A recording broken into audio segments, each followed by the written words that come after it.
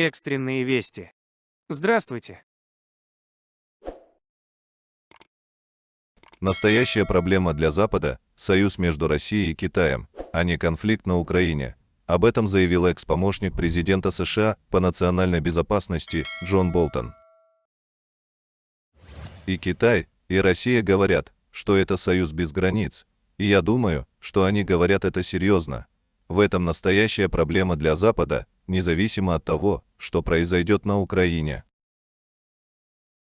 Аналитики в течение прошлого года говорили, что Китай стесняется России и пытается сепарировать себя от связи с ней. Но это неправда. Они усиливали экономические связи, оказывали поддержку, покупая российскую нефть и газ, проводили российские финансовые операции через китайскую систему. И Китай, и Россия говорят, что это союз без границ. И я думаю, что они говорят это серьезно. В этом настоящая проблема для Запада, независимо от того, что произойдет на Украине. Я думаю, что образуется ось Россия-Китай, к которой примыкают Иран и Северная Корея.